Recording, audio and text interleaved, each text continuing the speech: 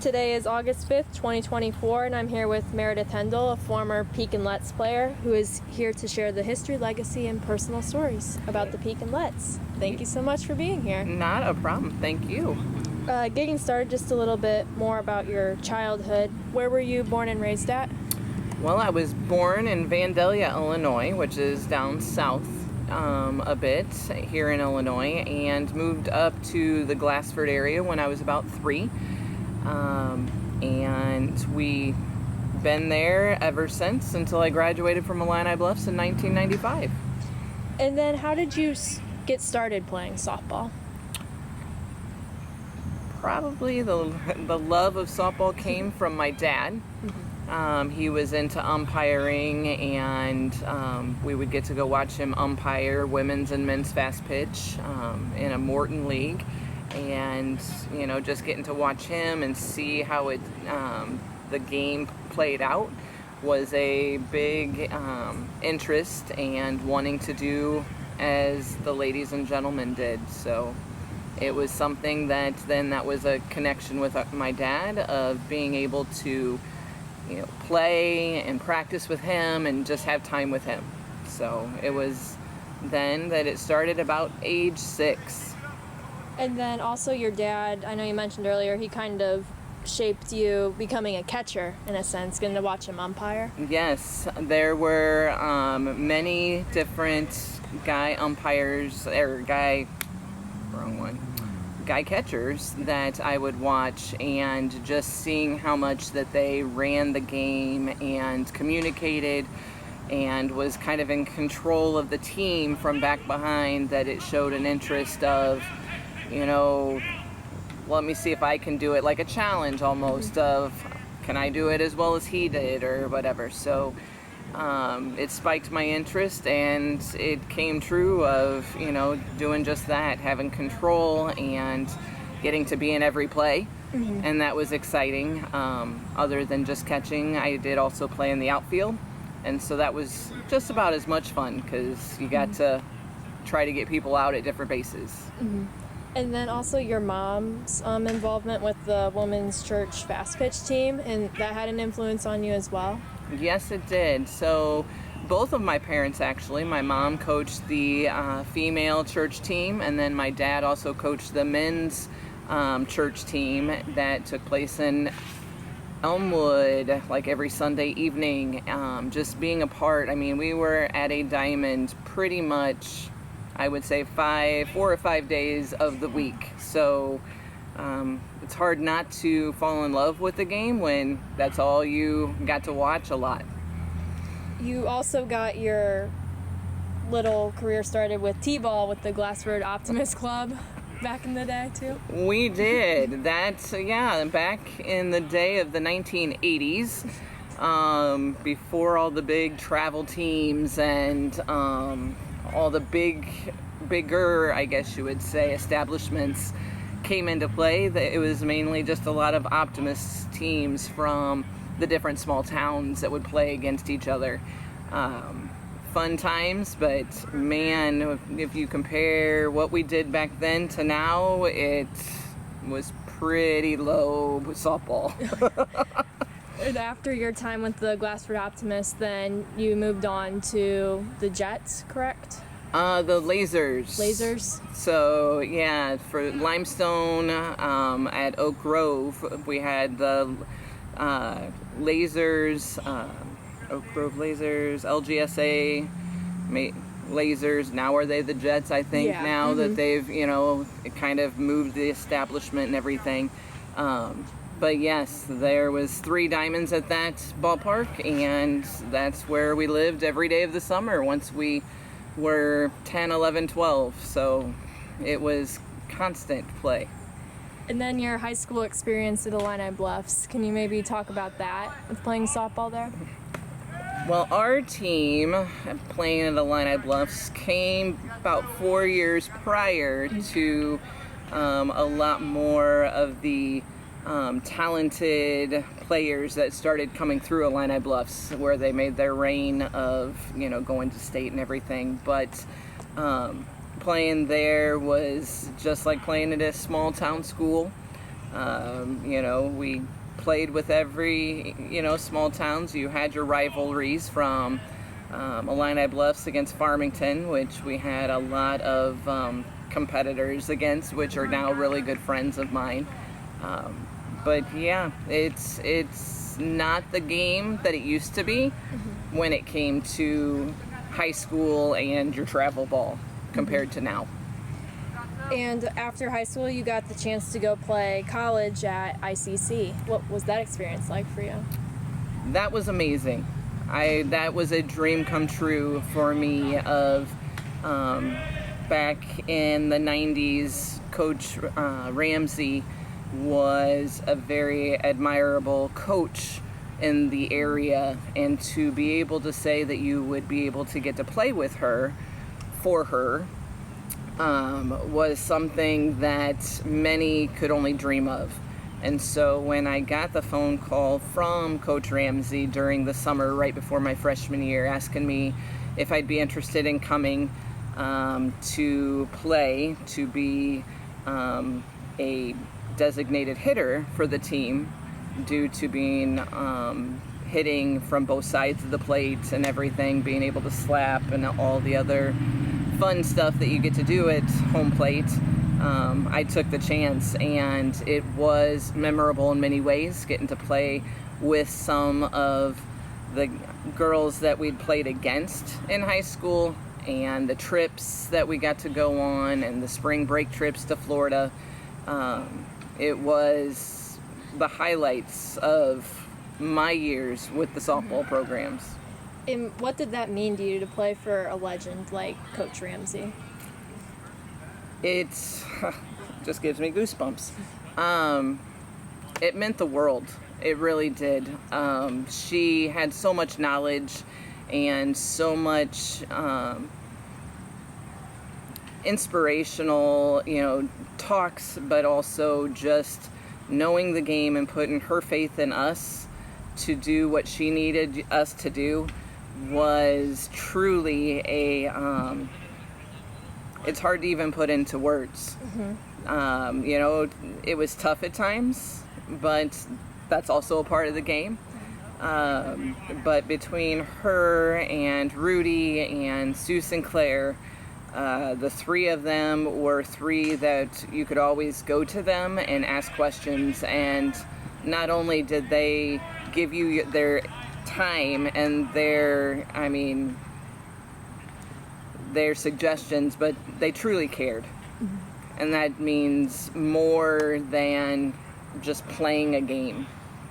And then now we'll move on to your time with the Pekinlets. So how did you first get involved with the Pekinlets? Actually, through Coach Ramsey. Ramsey asked after our freshman year at ICC if I was playing anywhere, and I had not, and so she introduced me to Coach Reeder and to try out to join the Pekinlets here behind me on this diamond. And it was awesome because we grew up coming to games here. This diamond behind me was, kind of like a Friday Night Lights for football. It was the softball version of it, where people would come and sit all the way around the fences and cheer, and it was a very neat experience.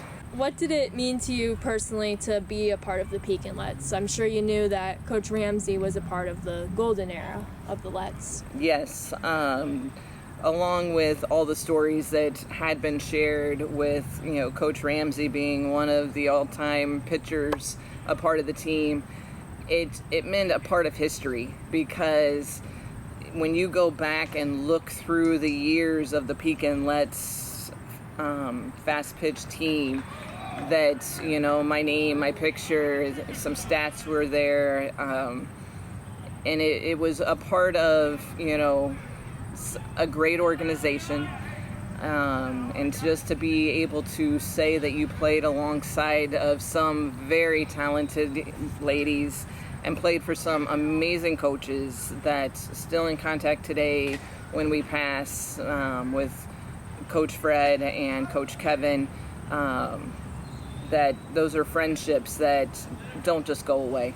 So not only are you a part of an amazing organization here at Pekin that has continued for many years, but also the friendships that continue. Can you maybe talk a little bit about the friendships or camaraderie on the team? There were a lot. There were a lot of friendships. There were a lot of, at the same time, there were a lot of, how would you put it, where, everybody wants to do their best and everybody wants to, have some big plays and do well and to win.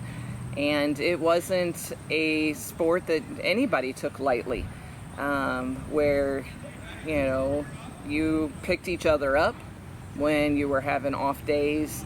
You also helped each other out when you needed a little kick in the where to get you back on track, to keep you focused. And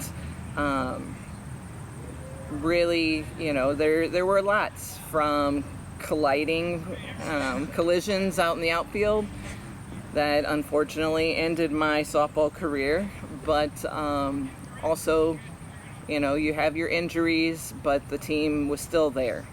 You didn't just disappear just because of injuries, but the camaraderie was fun. Going out after games, before games, traveling, a lot of fun was had by all.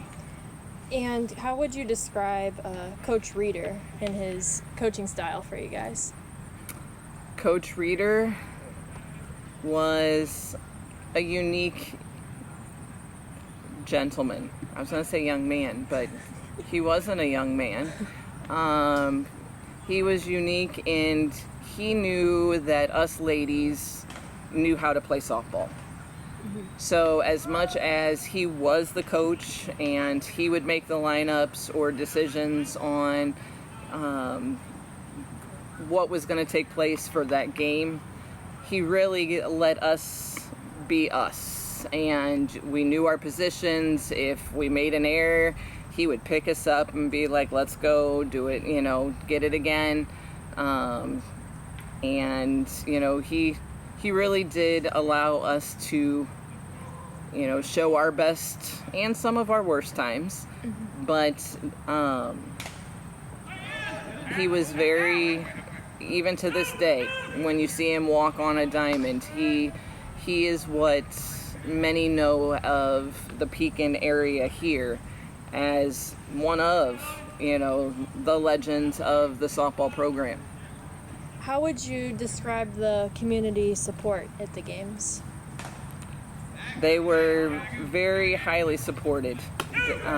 Many people would always come and be in the stands, not just family, but you had many people that may have played on the team prior or families of teammates from the past years that would come and support the team. And it was always a really neat time to be able to be on the diamond under the lights and hearing the crowd. And I know you mentioned before that there was like a little team night where kids came and watched the games. What did that mean to you in that moment? You were once that little kid watching the games. I was one of that, went and watched all the bigger kids or the bigger adults play.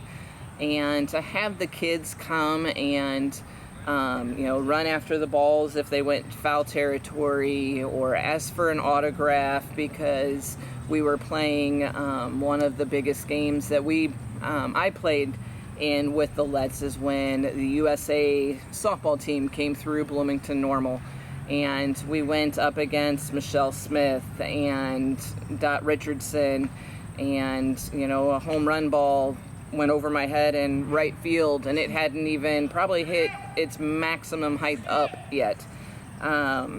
Just those times of the kids being a part really gave us an inspiration of, we made it in a way of, you're on top of that hill, or you're on, and all these kids are coming up to you and asking for advice or hints or how can I do this better. And to us, it was just a game. But to them, it was their dreams of becoming us. So it was a very cool experience. And kind of circling back to the USA team, can you maybe take me through how you felt that day going into that game? Very nervous. Very nervous. It was a double header. When we went down to Bloomington Normal, they were playing the Bloomington team and then us, the Pekinlets. And just to walk up to the diamond, it was played on a one diamond field, and all of the USA buses and things were there. And to walk up and realize this is what we've been watching on TV for so many years with the Olympics, that then you got to actually meet the actual ladies, and we got to talk with them and play against them and go to bat up against Michelle Smith was probably the highlight, where a couple foul bunts went off, but I made contact. So it was, that truly, I still have the softball in a case up on my shelf from that night, because that was probably the best highlight of my softball career. Do you have any other tournaments or games that you remember that stood out to you? Probably the one that took me out of softball, unfortunately. We were playing in Decatur, and I think it might have been state or one of the big tournaments, and there was a ball hit in left center field, and I collided with the center fielder, and one of those you always see in like comic strips or whatever, and you both collide and get taken off by ambulance, and unfortunately that was us. And not one I like to remember, but if I had to go out any way, that would probably be the way, is on the softball field. And looking back kind of at your whole time with the Pekinlets, how would you say that your time with the Lets has influenced your life and career?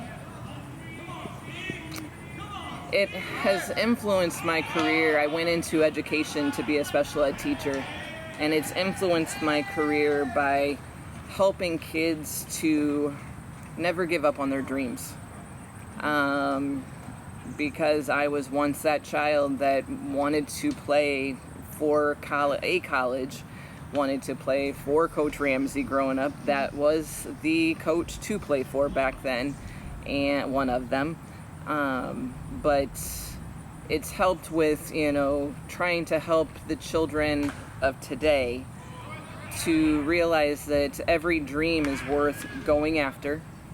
You might have trials, you might have tribulations, but if you keep on putting one step in front of the other, no matter what happens, it might take you a little longer for reasons of injury or anything like that, but any dream can come true. May not be the exact dream, but if you're willing to accept alternatives of maybe the place or the type of position you play. As when I went to college, I was not a catcher. There were quite a few of us catchers. So the outfield became one, or the designated hitter, where my job was to do what I needed to do to get teammates in. So inspiring kids to keep going even in their lowest moments. It's just a moment, and that's it. And finally, what legacy do you believe that the Lets have left behind in the world of softball? I would say the transformation of how it was played, from the golden era of Coach Ramsey pitching, where she did, the underhand, it was slingshot. Slingshot, yeah. The slingshot, to the type of ball, to the type of bats, through the eras of everything to what softball is today. It has really been the team, one of the teams in Illinois that has gone through all the different areas of the transformation of the softball, from the slower pitch to the faster pitch to the type of glove, size, the distance of bases. So it's lived its reign of,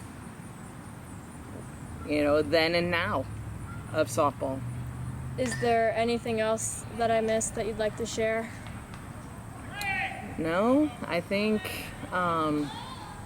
you've hit pretty well. The only thing, continuing with the family of softball, not only did, my dad start the process of interest of softball, but through myself of playing, and then my mom getting into coaching, and then my sister also went through and played and continued her college years of, Monmouth College.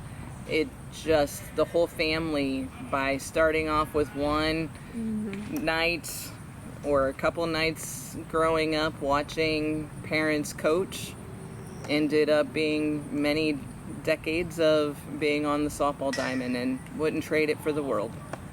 Thank you so much for You're doing welcome. this.